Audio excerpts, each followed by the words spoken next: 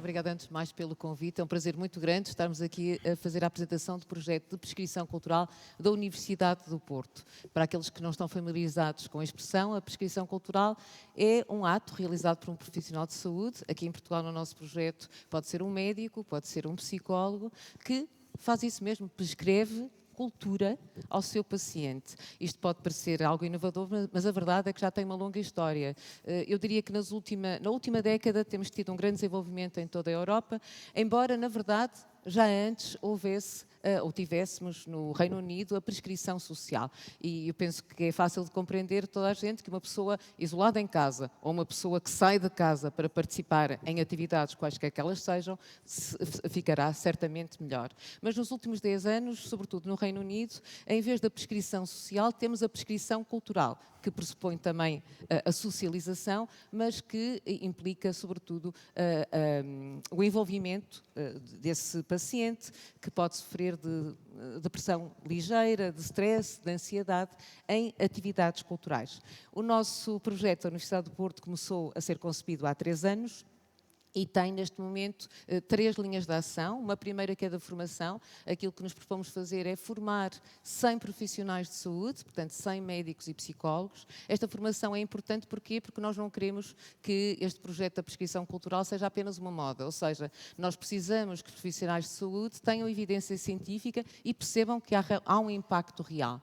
E depois propomos-nos também formar 100 artistas e 100 mediadores culturais em exercício, porque, por outro lado, precisamos também que esses artistas sejam certificados, temos que ter a certeza de que são capazes de compreender os objetivos deste programa e que são capazes de ser facilitadores destes programas. Um segundo eixo é a implementação. Nós, há cerca de 15 dias, assinamos um protocolo de um consórcio, de formação de um consórcio, com 11 museus e ainda com a Ordem dos Psicólogos, a secção regional da Ordem dos Médicos, muito importante, a Direção-Geral de Saúde. A senhora diretora está interessadíssima neste projeto, já vamos perceber quando daqui a pouco falar a professora Ana Zão. A ideia é que, a breve prazo, os próprios médicos do Serviço Nacional de Saúde possam prescrever cultura e, portanto, e ainda a CCDRN, que é o nosso parceiro mais importante, porque é o que vai financiar a implementação deste projeto da prescrição cultural em toda a região norte nos próximos 3 anos. E depois temos uma última vertente, que é da investigação. Já há muita evidência científica de que o envolvimento em atividades culturais tem um impacto na saúde e no bem-estar, e estávamos há pouco a falar do facto de elas serem presenciais. Claro que faz toda a diferença, mas nós estamos também envolvidos numa série de projetos, também temos trabalhado com o Brasil, depois a professora Diana Alves pode falar disso, mas sobretudo estamos agora envolvidos também numa candidatura à União Europeia, exatamente dentro desta articulação entre a arte e a saúde. Nós, para este nosso painel, combinamos que teríamos 2 rondas. Eu vou começar por apresentar os meus colegas da Universidade do Porto. Aqui ao meu lado esquerdo tenho a professora Diana Alves, que é professora na Faculdade de Psicologia e de Ciências da Educação, tem uma especialização em Clínica e, já não me lembro, Educação, Saúde, Educação e Desenvolvimento. Muito obrigada. Mas eu diria que o mais importante é que a professora Diana Alves é que tem assumido nos últimos 3 anos a coordenação científica de todo este projeto. Ele aparece a partir da Faculdade de Psicologia e Ciências de Educação, mas depois tem muitos contributos, como, por exemplo, do ICPAS, de onde vem a professora Ana Zão. É professora no ICPAS, é especializada em dor crónica, é diretora do Centro Internacional de Medicina das Artes, isso sim. Há muito que tem vindo a trabalhar, até porque é uma excelente pianista, tem vindo a trabalhar também na área da música e como ela tem impacto, e oferece uma unidade curricular que é Medicina, Música e Mente. Mais importante ainda e mais relevante para esta nossa conversa é que a professora Ana Zão integra o grupo de especialistas da União Europeia sobre cultura e saúde. Aliás, é essa perspectiva que nos vem dar. Depois, ali ao meu lado, ainda mais esquerdo, temos o professor Rui Amaral Mendes, que é professor da Faculdade de Medicina, especializado em Oncologia Oral e Maxilofacial, mas também diria eu, mais importante ainda, é poeta, Convido também todos para virem às terças-feiras de cada mês. Temos um coletivo de poesia, Poeta a Várias Vozes, na Casa Comum, que é ali na reitoria da Universidade do Porto, que é exatamente dinamizado pelo professor Rui Amaral Mendes. E, além disso, é responsável por uma unidade curricular da própria Faculdade de Medicina. E quando eu estou a falar destas unidades curriculares, todas elas valem 3 ECTS, 3 créditos, o que quer dizer que os estudantes podem escolher estas unidades em vez de fazer outras, não é? E esta chama-se Poesia e Fotografia em Medicina. Também vamos poder falar disso. E depois, ali naquela ponta, temos a Abigail Ascenso, que é designer, que é ilustradora, tem formação em arte-terapia, depois vamos então falar disso, mas talvez, diria eu, mais importante do que isto, tem também feito formação nas unidades de prescrição cultural que são coordenadas pela professora Diana Alves e tem sido facilitadora de uma série de laboratórios muitíssimo bem-sucedidos também dentro do nosso projeto de prescrição cultural. O que eu tinha na primeira ronda, como eu disse, vamos ter 2 rondas, na primeira ronda eu tinha pedido aos meus colegas para cada um deles escolher uma fotografia e dava-lhes 7 minutos para explicarem. Portanto, a ideia será fazermos o retrato da prescrição cultural em 4 imagens. E começávamos talvez com a professora Diana Alves. Temos ali a fotografia. Não sei se me estão a ouvir bem. Muito bom dia a todos, grata pela vossa presença, obrigada pelo convite. Dar-vos conta que este convite da professora Fátima de pensarmos numa imagem, a dada altura surgiu-me este banco de tripé e passo um bocadinho a explicar porque é que o associo à prescrição cultural. Considero que, de facto, a prescrição cultural junta 3 pilares da nossa sociedade: cultura, arte e saúde. E se calhar a prescrição cultural vai propor que cada um deles mantenha a sua identidade, mantenha a sua característica, mas que a dada altura encontre um ponto comum de encontro, que eu diria que é aquela zona do banco onde conseguimos unir os 3 pilares, e que aquela peça é, no fundo, a prescrição cultural, que permite a combinação, o contacto destas 3 áreas, com vista a criar, lá em cima, uma zona onde possamos descansar do nosso sofrimento, do nosso cansaço, que é o banco que, entretanto, se construi nesta possibilidade dos 3 pilares. Falando-nos um bocadinho o que é aquela zona de combinação dos 3 pilares, ou seja, o que é isto da prescrição cultural. A prescrição cultural, de facto, assenta, tal como já disse a professora Fátima, num compilar de muita intuição, muita experiência, mas também muita evidência do quanto, de facto, o participar em atividades artísticas e culturais são promotores do nosso bem-estar.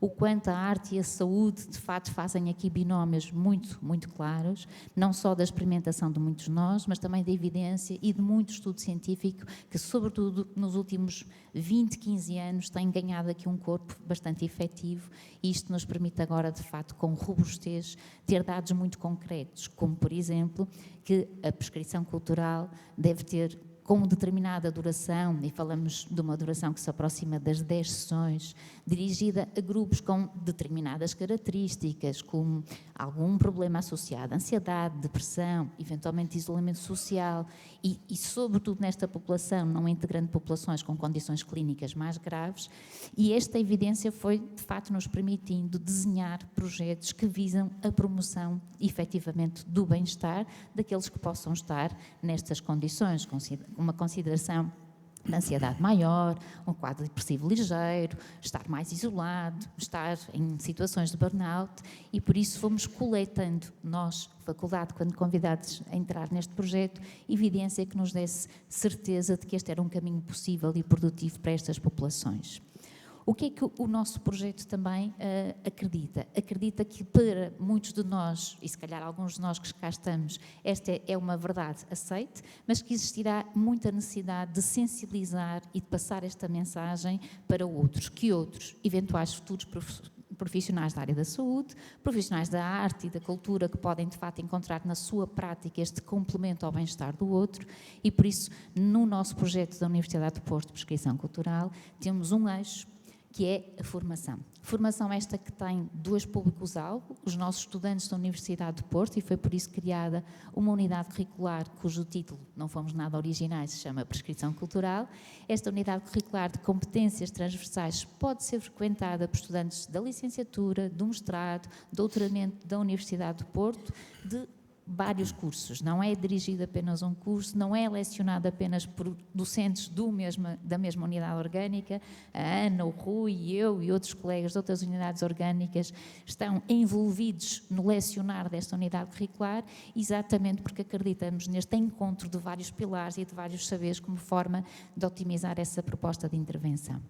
E este, se quisermos, é uma das ofertas no eixo da formação, mas também nos pareceu muito importante criar condição para formar, criar uma linguagem comum, um entendimento comum do que é a prescrição cultural e também dotar, capacitar de competências que nos parecem essenciais, quer para os profissionais de saúde, quer para os profissionais da arte e da cultura, para que de facto o projeto de prescrição cultural aconteça nas condições que a evidência empírica já nos disse que são essenciais e necessárias para operar mudança. E por isso há, neste momento, a decorrer uma formação para profissionais. O primeiro módulo desta formação inclui profissionais da saúde e da cultura, de forma a que, em conjunto, aprendermos, apropriarmos este conceito, as metodologias, pensarmos em conjunto sobre as inquietações, sobre os cuidados a ter, e estamos neste momento no segundo módulo, já dirigido aos profissionais da cultura e da arte que frequentaram o primeiro, em que neste segundo módulo será um tempo mais dedicado a competências específicas de lidar com o outro, eventualmente alguma sensibilização sobre a saúde mental, uma vez que a prescrição cultural tem como população-alvo indivíduos que estão a viver, a experienciar uma condição psicológica mais frágil. E por isso, este é, se quisermos, e voltando ao nosso banco, um eixo, que é o eixo de facto da formação. Nós temos também o propósito de contribuir, colaborar, além do muito que já aprendemos e temos que continuar a aprender, com base na investigação, e por isso é nosso objetivo, e temos estado em articulação com colegas da União Europeia de projetos que estamos a propor-nos a participar como colaboradores nessa mesma investigação, e portanto, se quisermos ali um segundo eixo será a investigação essa que temos muita expectativa que venha a informar-nos e a dotar-nos de uma melhor resposta para um terceiro eixo, que é o eixo da intervenção. Pretendemos desenhar um projeto de prescrição cultural e aqui, obviamente, sendo Universidade de Porto, dirigido aos estudantes da Universidade de Porto, não só porque é uma população à qual nós temos, obviamente, um contacto imediato e contínuo, mas, sobretudo, sobre a qual nós temos uma preocupação, porque percebemos no cotidiano que é, de facto, um público que nos anos recentes tem experienciado sinais de alguma intranquilidade, de algum mal-estar do ponto de vista psicológico e, por isso, reconhecida aqui também uma necessidade importante pela Universidade de Porto de otimizarmos, ampliarmos as nossas ferramentas de resposta a esta população. Por isso, o terceiro eixo será efetivamente este eixo da intervenção. Prevemos que a partir de janeiro do próximo ano possamos dispor na nossa Universidade de Porto um projeto de prescrição cultural ao qual os nossos estudantes de mobilidade ou não, nacionais e internacionais, possam efetivamente recorrer, se encontrarem no seu percurso de vida algum ganho e alguma pertinência. Sublinhando, este não é um projeto que começa só pela vontade do sujeito, ou seja, os estudantes não vão só por livre vontade ir até ao projeto, mas o projeto, tal como o nome indica, começa por uma prescrição, ou seja, há necessidade de um profissional da área da saúde, seja um médico, seja um psicólogo, poder reconhecer que aquele jovem, neste caso do projeto da Universidade de Porto, tem a condição clínica que se compadece, que se adequa ao projeto da prescrição cultural. E este é, se quisermos, o ponto de partida, e é um ponto de partida que não chega para chegarmos a uma boa meta final. É necessário haver todo um trabalho de acompanhamento e de monitorização, ou seja, após esta prescrição, será muito importante existir aqui uma figura que vai garantindo que aquilo que o estudante esperava que acontecesse confere ou não das suas expectativas, se eventualmente sentiu ali alguma dificuldade e alguma necessidade de ajuste ou de reapropriar daquilo que foi a prescrição inicial, e esta dimensão da monitorização e do acompanhamento tem-nos mostrado a evidência que é fundamental para a eficácia desta intervenção. Por isso temos aqui o momento da prescrição, o momento desta monitorização durante a implementação do projeto, com vista a que efetivamente no final ele seja produtor de uma mudança e de uma maior bem-estar junto dos estudantes. Muito obrigada, Diana. 7 minutos certinhos. Nós estamos a começar realmente com o público, o nosso primeiro público é o da Universidade do Porto, mas depois mal tenhamos o financiamento da CCDRN, começaremos a operar também nos outros 11 museus. Portanto, nós o que queremos fazer é dos museus também espaços de bem-estar, espaços de saúde e, portanto, aproveitar, no fundo, aquilo que já tem vindo a ser feito na União Europeia. Eu pedia à Nazão para nos mostrar então e comentar o slide, ou a imagem que se propôs, que é exatamente esta. Muito bom dia a todos. É um enorme gosto estar aqui e podermos estar a falar aqui sobre cultura e saúde. É efetivamente uma área de paixão. E eu digo uma área porque, na verdade, cultura é uma paixão, saúde também é, eu sou médica e, como a professora Fátima disse, sou também pianista, mas, na verdade, hoje em dia o paradigma mudou porque cultura e saúde é já uma área específica. Nós devemos olhar para ela como uma área específica que deve ter o seu lugar específico, que deve ter aqui uma linguagem comum. A professora Diana também já abordou este aspecto e, na verdade, este reconhecimento pela importância desta sinergia, que é mais do que as duas áreas somadas, é fundamental. E a Comissão Europeia já reconhece também esta importância, reconhece efetivamente que a cultura não é apenas um luxo, a cultura é um direito de todos, a cultura é uma ferramenta que faz parte da nossa, uma ferramenta de saúde pública e que todos devemos ter acesso e devemos poder usufruir e que tem muitos benefícios para a nossa saúde. E aqui entendemos a saúde, como já foi falado hoje na mesa anterior, não apenas como uma mera ausência de doença, mas como um estado completo de bem-estar, bem-estar físico, bem-estar mental e bem-estar social. E, portanto, aqui a cultura tem um impacto enorme e vai nos ajudar aqui a conseguir abranger toda esta dimensão tão grande e tão importante do indivíduo e do indivíduo incluído na sua comunidade, na sociedade.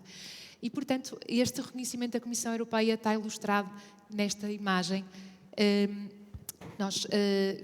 Em 2023, a Comissão Europeia decidiu criar um grupo de peritos designado Grupo de Cultura e Saúde, na qual eu sou perita, em representação do Ministério da Saúde, por nomeação da Direção-Geral da Saúde. Portanto, até aqui em Portugal também nós já reconhecemos que é importante podermos também desenvolver esta área e tem, então, peritos na área da saúde, na área da cultura, foram juntados, foram reunidos em torno de uma mesa redonda para refletir sobre isto, sobre o que é que já se faz, e já se faz muita coisa, muitas iniciativas muito valiosas, mas o que é que nós poderíamos fazer mais? Que recomendações é que são urgentes criar nesta área e, na verdade, eu e os restantes peritos dos restantes Estados-membros tivemos esta oportunidade, este privilégio de refletir sobre o assunto, de levar para a mesa também muito daquilo que são as nossas experiências e, no meu caso, tenho experiência também em terreno, como vou já explicar, como médica que está dedicada a esta área, mas também as nossas preocupações, quais são os desafios que nós enfrentamos, nós todos que tentamos colocar esta área em prática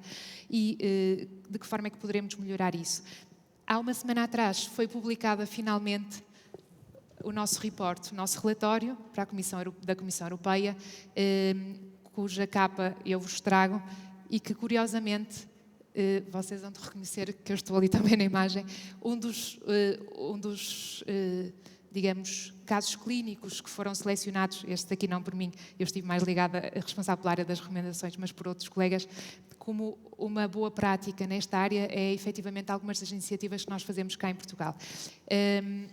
Portanto, neste report Cultura e Saúde, Time to Act, nós divulgamos aqui algumas das recomendações, eu vou-vos falar sobre algumas.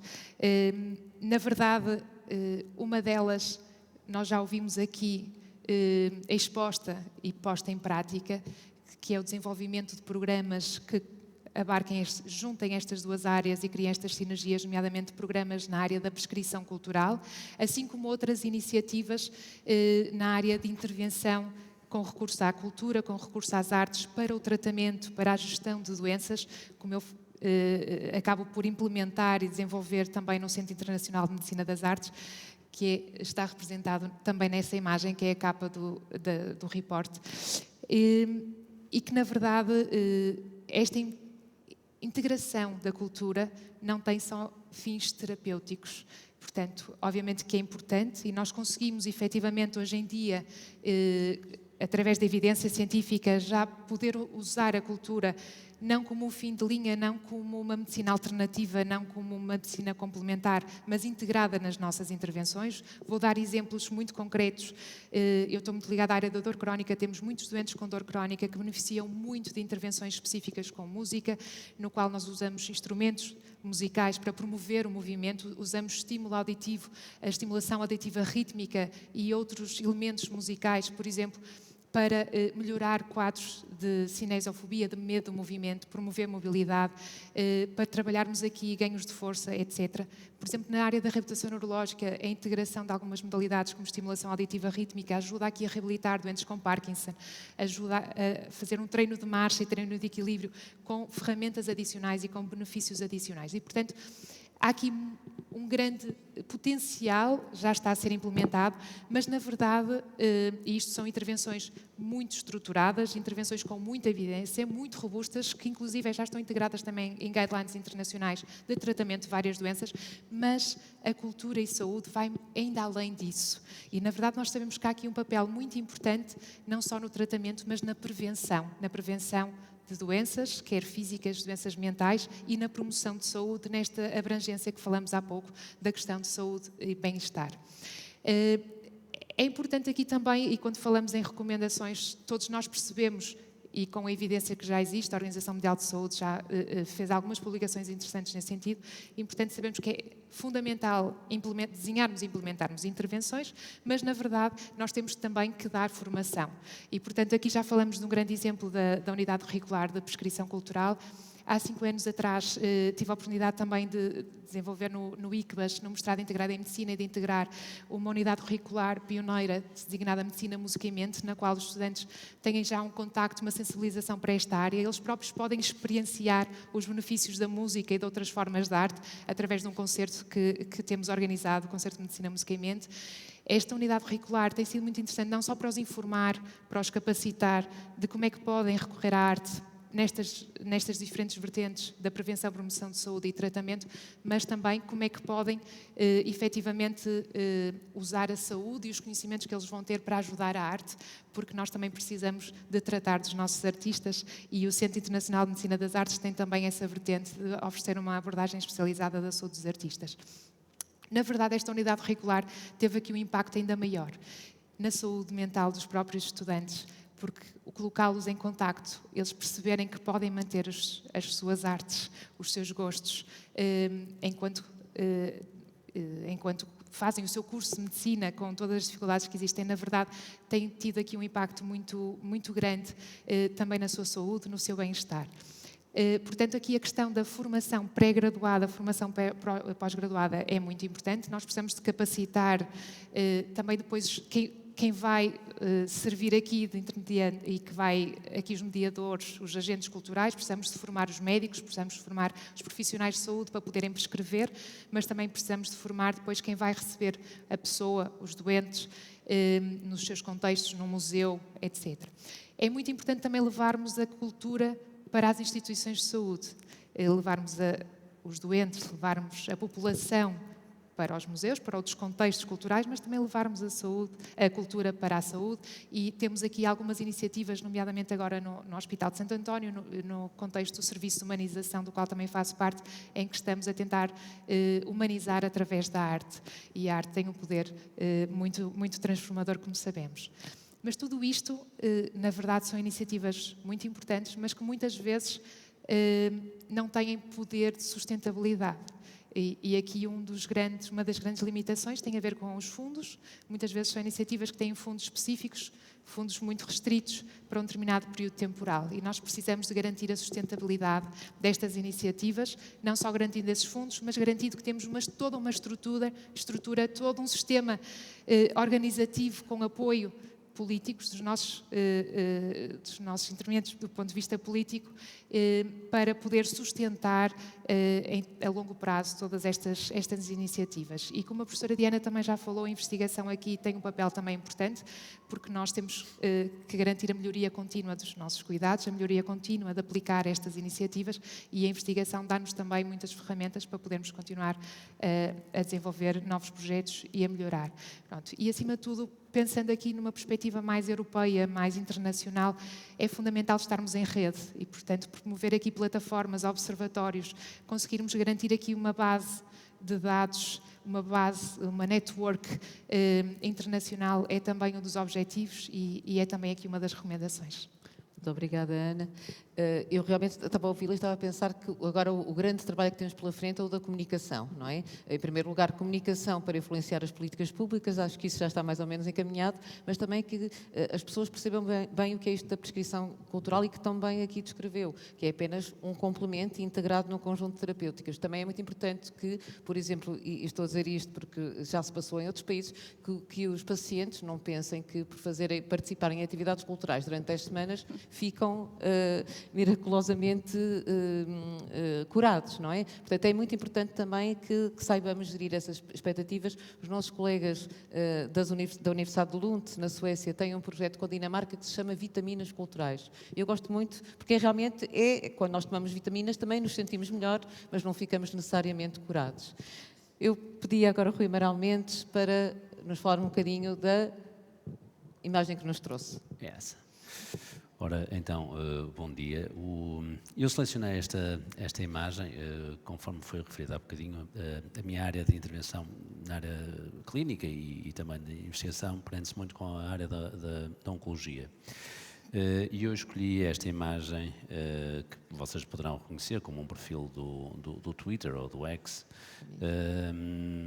de uma mulher chamada Eileen Kaminsky. A Eileen Kaminsky é uma mulher com cancro da mama metastático.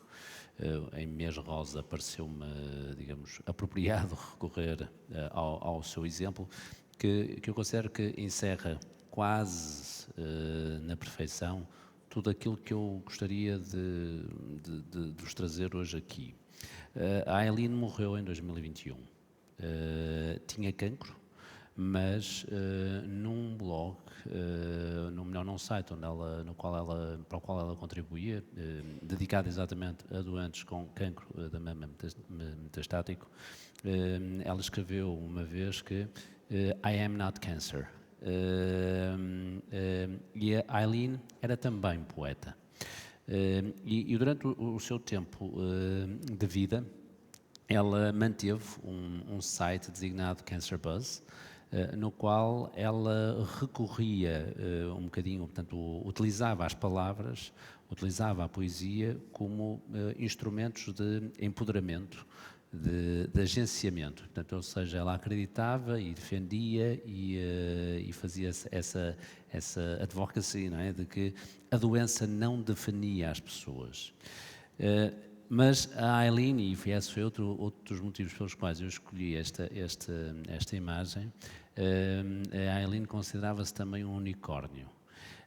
Daí a imagem que consta no perfil dela, não daqueles que valem milhões no mundo do empreendedorismo, mas daqueles que povoam o mundo da oncologia, e que uma outra doente, chamada Sandra Moss, ou Sandy, também uma doente com cancro da mama metastático, descreveu assim, eu vou-vos ler estes versos de um poema da Sandra Moss. Unicorns are rare, they defy reality, they refuse to accept that life here on earth has a foregone finality. They ignore statistics and charts. Instead, they continue to do what brings joy to their hearts. So, when it comes to cancer, I want to be a unicorn. A Eileen era isto, era um unicórnio. E como eu disse, há muitos na oncologia. As histórias da Sandy, da Eileen, ou poderia-vos falar, por exemplo, de uma outra história, da Victoria. A Victoria é uma jovem que tem um projeto, que é o Verses of Hope, no qual ela utiliza também a poesia, como promove, portanto, o empoderamento de doentes com cancros hematológicos, recorrendo exatamente à poesia. Mas as histórias da Sandy, da Eileen, da Victoria, exemplificam algo que eu procuro transmitir aos meus alunos nesta tal unidade optativa de poesia e fotografia em medicina, e que é o poder das artes, concretamente da poesia e da fotografia, mas isto é extensivo a outras artes, portanto, o poder das artes como veículos de agenciamento, como instrumentos valiosos que permitem aos doentes reapoderarem-se daquilo que são as suas narrativas de fragilidade e passarem de meros sujeitos passivos a sujeitos ativos naquilo que são os seus processos de tratamento e naquilo que são os seus próprios trajetos terapêuticos. A Eileen, a determinada altura, ela cita um escritor e cita uma frase do escritor que eu acho que é bastante... encerra muito daquilo que nós podemos dizer, que é a seguinte: medicines and surgery may cure, but only reading and writing can heal. Os fármacos e a cirurgia curam, mas só a leitura e a escrita é que podem sarar. Esta distinção entre o curar e o sarar, lá está, encerra esta essência daquilo que eu procuro ensinar, que as palavras, que as artes têm, em geral, esse poder de ir um bocadinho mais longe, de tornar-se são, de recuperar uma integridade que se posiciona para lá da restituição da mera integridade fisiológica e que, de certa forma, lança mão do vetusto conceito, lá está, do vetusto modelo biopsicossocial de saúde. Okay?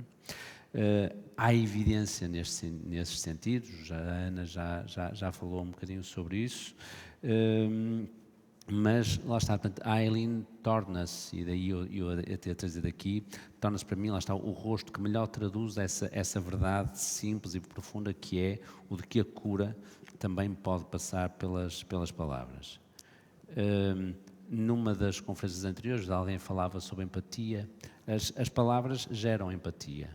E eu, por exemplo, eu sinto o impacto das palavras sempre que entro na unidade de transplante de medula no Serviço de Hematologia no Hospital de São João, com os meus alunos que frequentam esta unidade optativa de poesia e fotografia, e que eu conseguia regimentar para um projeto que são as Brigadas de Intervenção Poética.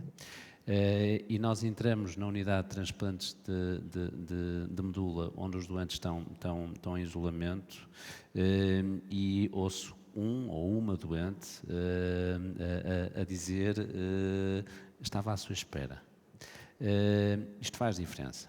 Isto faz diferença no processo de sarar, de healing, não é? Nas suas trajetórias de doença, particularmente em doenças crónicas, as pessoas experienciam muitas vezes uma contração daquilo que é a sua trajetória de vida sob a ação de uma força quase centrípeta que lhes é estranha e que eles não controlam de maneira nenhuma. E que lhes é estranha na forma, que lhes é estranha no tempo em que surge e que lhes é estranha no impacto que provoca. E para estes e para estas pessoas, as artes podem constituir uma espécie de despertares.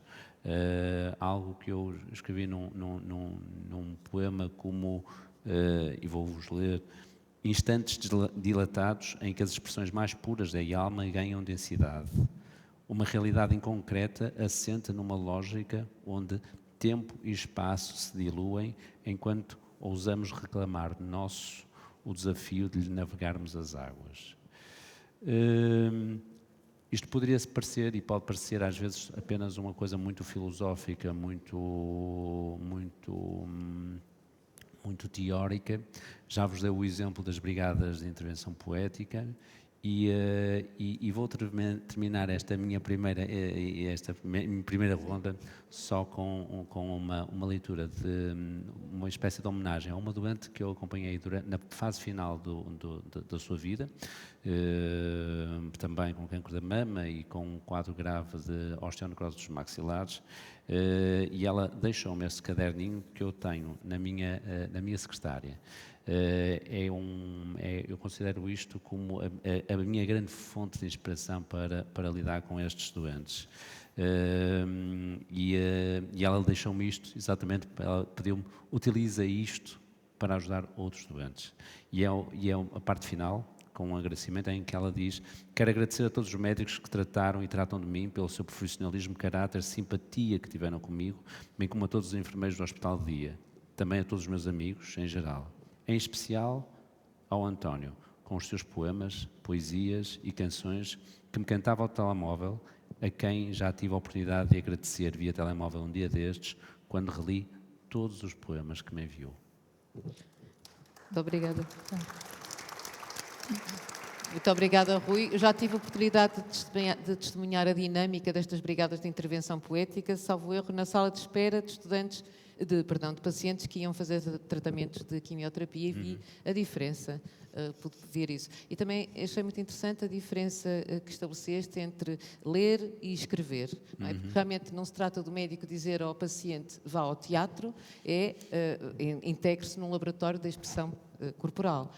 Ou dizer vá ver uma exposição, claro que faz muito bem em ver a exposição, mas sobretudo integre-se num workshop da expressão plástica. E é então neste contexto que eu passava a palavra à Abigail Ascenso, que tem sido, como disse, a facilitadora destes nossos tratamentos de 10 sessões de prescrição cultural. Obrigada. Há pouco a professora Diana disse que o eixo da intervenção vai começar em janeiro. Formalmente é assim, esperamos que sim, havendo financiamento, não é? Mas a primeira fase deste projeto começou em outubro do ano passado e ao longo deste último ano o programa Arte, Cultura e Bem-Estar ofereceu estes workshops, laboratórios de expressão artística, de expressão plástica, que eu tive a felicidade e a responsabilidade de facilitar, mas também de escrita, de leitura, de performance e teatro.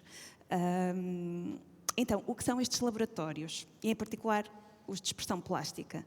O conceito é simples: oferecer um espaço acessível, aberto à comunidade académica e, em alguns casos, à comunidade em geral, onde a arte possa ser vivida como uma experiência de expressão subjetiva e de bem-estar.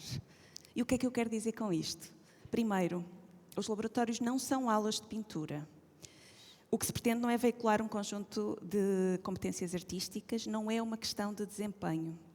A proposta é que cada pessoa possa encontrar uma forma de expressão sua, através da matéria, do gesto, da cor e, sobretudo, da experimentação. O foco não está na técnica, mas na experiência. Não está no resultado, mas no processo. No tempo de fazer, de explorar, de errar, de se deixar surpreender, de brincar e de se relacionar. O que se procura aqui é proporcionar um espaço seguro, que o professor Rui fala também tantas vezes, o tal safe space, não apenas físico, mas simbólico.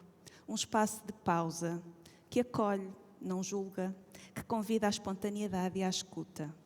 Onde cada pessoa pode ser, sentir e criar sem medo de falhar, de não ser capaz, de decepcionar.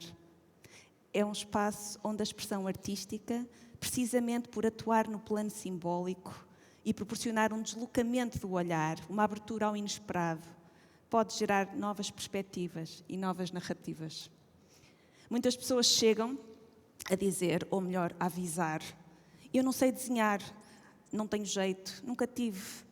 Mas rapidamente percebem que este espaço não é sobre saber fazer, mas sobre poder fazer. E uso aqui a palavra poder intencionalmente, no sentido de permissão para fazer, ou de facilitação para fazer, mas também do poder isto é, do potencial inerente ao próprio fazer criativo. E mais ainda, ao fazer criativo em grupo. E quando isto é percebido, pequenas mudanças começam a acontecer. O corpo relaxa, o olhar abre-se, o diálogo surge naturalmente e aí está criado este espaço potencial de desenvolvimento, de reparação e de bem-estar. E à medida que o tempo passa, os gestos tornam-se mais soltos, mais espontâneos, mais arriscados e as pessoas mais disponíveis umas para as outras. E é interessante observar como, mesmo sem se conhecerem, os participantes acabam por criar uma espécie de linguagem comum, um território em que começamos a reconhecer diálogos entre as composições, entre os ritmos cromáticos formais. E isso demonstra como o grupo vai ganhando uma coerência própria, aquilo que acaba por resultar na criação de um vínculo, que surge precisamente pela partilha da experiência sensorial e emocional deste processo criativo vivido em grupo. Agora, se o que acontece aqui, como dizia há pouco, não são aulas de pintura, é importante acrescentar que, embora a participação e imersão nestes processos criativos possa ter por si só benefícios terapêuticos, isto também não é terapia, que tem os seus contextos e os seus parâmetros específicos. As imagens que aqui vemos ilustram um pouco deste processo. Apesar de não apresentarem a diversidade de materiais e abordagens que utilizamos ao longo das sessões, se repararem com atenção, há uma particularidade neste conjunto. Os elementos das composições, em particular as cores, parecem coincidir com as roupas que as pessoas vestem. E isto não foi nem proposto, nem intencional. Na verdade, é algo que acontece frequentemente e que eu comecei a perceber retrospectivamente ao rever fotografias dos workshops, das sessões. E é claro que podemos olhar para isto como uma coincidência, uma casualidade. Mas o que é interessante é como se torna tão revelador acerca da própria natureza da expressão artística. Nunca criamos a partir do zero. Criamos com o que trazemos connosco. O que somos, o que sentimos, como nos expressamos. A nossa história. Aliás, não é isto que acontece também na arte? A arte feita por artistas? Numa entrevista recente, a Maria Filomena Mulder dizia: na boa arte vê-se isso, sabe? Vê-se a vida. E talvez seja isso que procuramos oferecer, no fundo. Um espaço onde a vida possa ser vista, sentida e partilhada e também transformada. São momentos breves, mas significativos, que lhes permitem às pessoas encontrar a sua criatividade, relacionar-se com o grupo e redescobrir o prazer de criar. E o resultado pode não ser uma obra ou uma peça digna de um museu, embora às vezes eu acho que sim. Mas é sempre uma forma de dizer: eu estou aqui. Obrigada. Muito obrigada. Obrigada, Abigail. Nós já estamos um bocadinho atrasados, mas penso que ainda estamos dentro do... O programa começou atrasado. Muito bem. Então, eu diria apenas... Posso dar um minuto a cada um? Muito bem. Então, eu só queria dar o meu testemunho. Eu fiz, porque nós já fizemos 2 encontros nacionais da prescrição cultural, fizemos um outro encontro internacional da prescrição cultural. Eu tive o privilégio de fazer um dos laboratórios de expressão plástica da Abigail. Fui daquelas pessoas que disse: Abigail, eu não sou capaz de fazer nada. Aliás, a única coisa que eu sei desenhar são aquelas gaivotas que são assim, que são as únicas que são reconhecíveis. Mas na altura foi proposto um trabalho com barro e eu acho que fiz uma estrada sinuosa e ali, numa hora e meia, consegui perceber a minha vida. E depois disse: olha, poupei muitas horas, de certeza, com o psicólogo ou com o psiquiatra. Então, eu pedia só um minuto de falarmos talvez dos próximos desafios. Ok.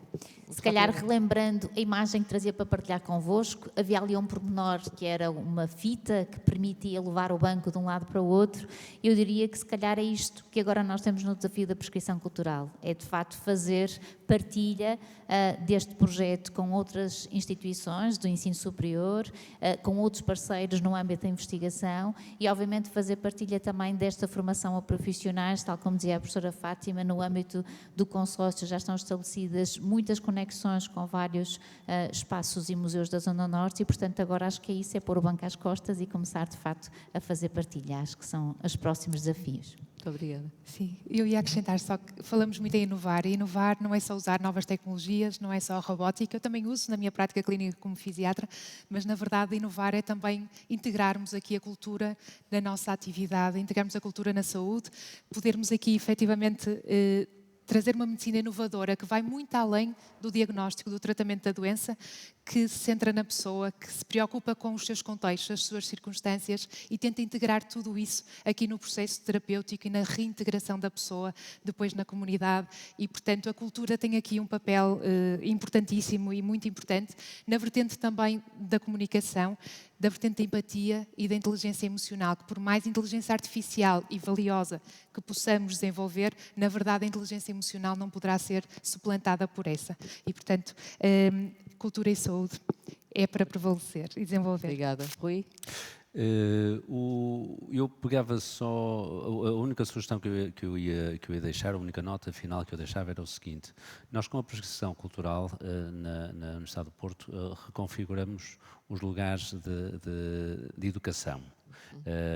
Houve aulas no cinema da batalha, eu gosto sempre de dar este exemplo, porque quem é de uma geração mais velha deve-se lembrar do vai no batalha, pronto, eu nunca imaginei dizer a um aluno onde é que vou ter uma aula no batalha. Mas da mesma forma que nós reconfiguramos os lugares da educação, eu acho que o grande desafio que nós temos agora é reconfigurar os lugares de saúde.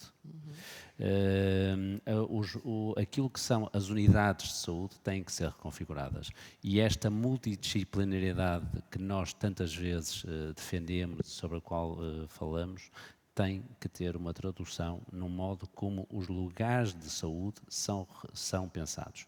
Um lugar de saúde não é uma USF só, não é um hospital especializado, há outras unidades, outras estruturas onde se faz saúde, onde se promove a saúde. Muito obrigada, Abigail. Neste momento ocorre-me apenas citar aqui o Dr. António Roma Torres, psiquiatra amplamente reconhecido, que participou esta semana foi a Semana da Saúde Mental, e houve a exibição de um filme na Casa Comum do Baki Kaurismäki, e um filme escolhido por ele, e no final, na conversa após a sessão, ele falava acerca dos benefícios terapêuticos do cinema, e a dada altura ele diz isto: não mandem as pessoas ao psiquiatra, mandem as pessoas ao cinema. E neste momento, e eu achei isso bonito, sobretudo porque foi dito na casa onde nasceu este projeto de prescrição cultural. Mas eu pedia aqui a autorização ao Dr. António Roma Torres para fazer um pequeníssimo ajuste. Eu diria: mandem as pessoas ao psiquiatra e ao psicólogo e ao médico de família, para que eles as mandem ao cinema, e aos concertos, e aos museus, e aos ateliês artísticos. Muito obrigada, obrigadíssima pela vossa intervenção. Então, por uma medicina mais humana, porque, como ainda agora foi dito, a inteligência artificial isto não faz. E então, por uma medicina mais humana que estamos a trabalhar. Muito obrigada pela vossa atenção. Bom dia.